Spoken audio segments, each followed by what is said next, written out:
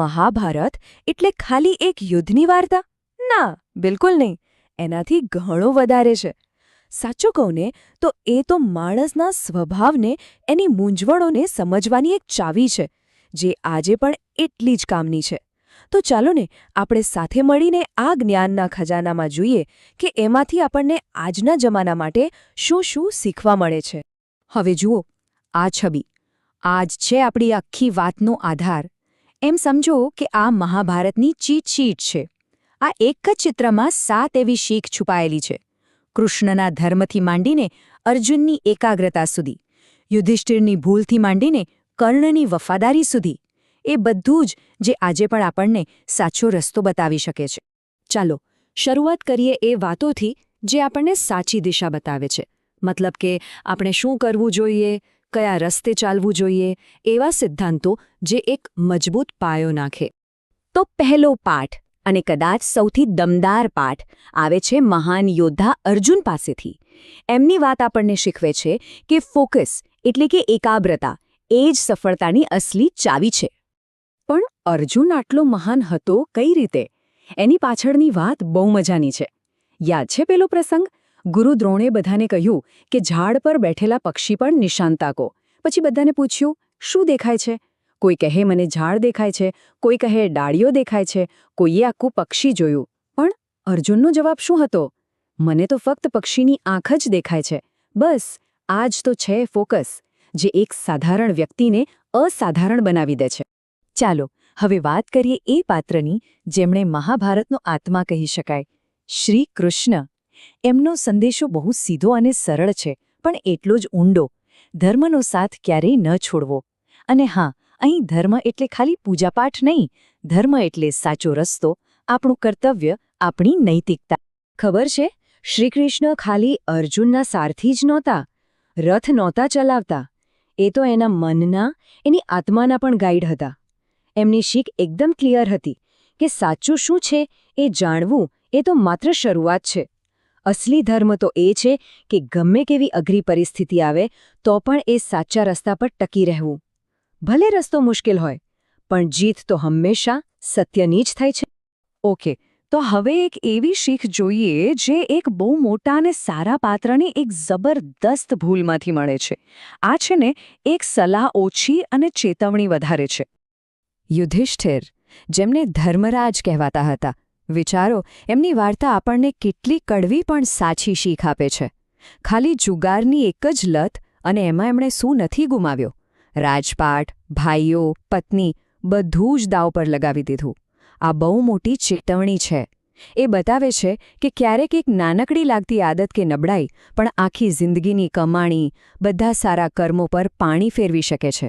સારું, તો આપણે એ તો જોયું કે શું કરવું જોઈએ, પણ ક્યારેક છે ને શું ન કરવું જોઈએ એ જાણવું એનાથી પણ વધારે જરૂરી બની જાય છે. તો ચાલો હવે મહાભારતના એવા કેટલાક પાત્રોની ભૂલો જોઈએ જેમની કહાણીઓ આજે પણ આપણને સાવચેત કરે છે.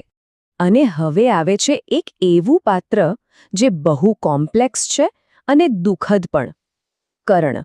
એમની શીખ એ છે કે દુષ્ટ માણસનો ઉપકાર ક્યારે ન લેવો. એમની આખી વાર્તા વફાદારી, ફરજ અને ખોટી જગ્યાએ લીધેલા અહેસાનની આસપાસ ફરે છે. કર્ણની વાત ખરેખર દિલને સ્પર્શી જાય એવી છે. એ કેટલો મહાન યોદ્ધો હતો નહીં, પણ આખી જિંદગી ખોટા માણસના ઉપકાર નીચે દબાયેલો રહ્યો. દુર્યોધને એને માન આપ્યું, અને બસ એ અહેસાન ચૂકવવા માટે કર્ણ બધું જાણતો હોવા છતાં અધર્મની બાજુએ લડ્યો.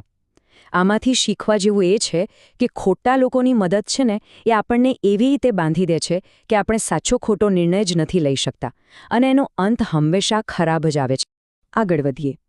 હવે એક એવા પાત્રની વાત જેમના એક વચને બધું ઊંધું વાળી દીધું. ભીષ્મ પિતામહ. એમની શીખ છે વિચાર્યા વગર ક્યારેય કોઈ વચન ના આપવું. આ વાત વિચારવાની ઊંડાઈ પર બહુ ભાર મૂકે છે. ભીષ્મ પિતામહે પોતાના પિતા માટે પ્રતિજ્ઞા લીધી હતી, આજીવન બ્રહ્મચારી રહેવાની અને સિંહાસનની રક્ષા કરવાની. હવે જુઓ, ઈરાદો તો સારો હતો, પણ એમનું વચન એટલું કઠોર સાબિત થયો કે જ્યારે ભરી સભામાં દ્રૌપદીનું અપમાન થઈ રહ્યું હતું ત્યારે ચૂપચાપ જોતા રહ્યા. એમની વાર્તા આપણને એ જ શીખવે છે કે ક્યારેક નિયમો અને વચનોથી પણ ઉપર ન્યાય અને માણસાઈ હોય છે. અને ભીષ્મની એ ચૂપકીનું પરિણામ શું આવ્યું? એમાંથી જન્મી એક બીજી કડવી શીખ દુશ્શાસન તરફથી, નારીનું અપમાન ક્યારેય ન કરું. આ એક એવી ઘટના હતી જે સીધી યુદ્ધ તરફ દોરી ગઈ. કારણ કે જ્યારે ભીષ્મ જેવા મોટા લોકો ચૂપ રહે ને, ત્યારે દુશ્શાસન જેવા લોકોને ખોટું કામ કરવાનું જાણે લાયસન્સ મળી જાય છે. ભરી સભામાં દ્રૌપદીનું ચીરહરણ એ ખાલી એક સ્ત્રીનું અપમાન નહોતું, એ તો આખા સમાજની નૈતિકતા પરનો હુમલો હતો. અને બસ આ જ ઘટનાએ મહાભારતના યુદ્ધના બીજ વાવી દીધા. અને હવે આપણી છેલ્લી ચેતવણી. આ વાત છે કાબુ બહાર ગયેલી લાગણીઓની, ગુસ્સાની. અશ્વત્થામાની શીખ: ક્યારેય અનિયંત્રિત ન બનો. સેલ્ફ કંટ્રોલ કેટલો જરૂરી છે એ આ વાર્તા બતાવે છે. યુદ્ધ તો પતી ગયું, પણ અશ્વત્થામાના મનમાં બદલાની આગ સળગતી રહી. એ એટલો ગુસ્સામાં અંધ થઈ ગયો કે એણે યુદ્ધના બધા નિયમો તોડી નાખ્યા. રાતના અંધારામાં સૂતેલા પાંડવોના દીકરાઓની હત્યા કરી નાખી. આ એક જ ભૂલે એને શાપિત કરી દીધો. આ વાત આપણને શીખવે છે કે આપણો સૌથી મોટો દુશ્મન બહાર ક્યાંય નથી, એ તો આપણી અંદર જ છે, આપણો બેકાબૂ ગુસ્સો. તો આ બધી વાતો પરથી, આ 7 પાત્રો પરથી આપણને શું શીખવા મળ્યું? જુઓ, આ ખાલી અલગ અલગ વાર્તાઓ નથી. આ બધી વાતો મળીને એક આખી ગાઈડબુક બને છે, એક બેલેન્સ્ડ અને સારી જિંદગી જીવવા માટેની. ચાલો એકવાર ફટાફટ રિવાઇઝ કરી લઈએ. સમજદાર જીવનના 7 પગલાં. પહેલું, અર્જુનની જેમ પોતાના લક્ષ્ય પર ફોકસ રાખો.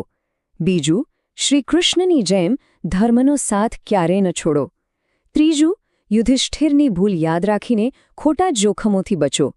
ચોથું, કર્ણની જેમ ખોટા માણસોના અહેસાન નીચે ન દબાવો. પાંચમું, ભીષ્મની જેમ સમજી વિચારીને વચન આપો. છઠ્ઠું, બધાનો આદર કરો, દુશ્શાસન ન બનો. અને સાતમું, અશ્વત્થામાની જેમ પોતાની લાગણીઓ પર કાબૂ રાખો. અને આ કોઈ જૂના જમાનાના નિયમો નથી હો. આ તો એક ટાઈમલેસ ગાઈડ છે. ફોકસ, ઈમાનદારી અને કંટ્રોલ માટે. આ બધી વાતોનો સાર એ જ છે કે અસલી લડાઈ કોઈ બહારની વ્યક્તિ સાથે નથી. અસલી લડાઈ તો આપણી અંદર જ છે, આપણી પોતાની નબળાઈઓ સામે. અને જતાં જતાં એક સવાલ છોડી જાઉં છું, જેના પર વિચાર કરવા જેવો છે. આજના આ ભાગદોડવાળા સમયમાં આ બધા પાઠમાંથી કયો પાઠ એવો છે જે આપણને સૌથી વધુ લાગુ પડે છે? કદાચ બધા માટે જવાબ અલગ અલગ હશે, પણ એ જવાબ શોધવાની કોશિશ કરવી, એના પર વિચારવું, એમાં જ આ જ્ઞાનની ખરી કિંમત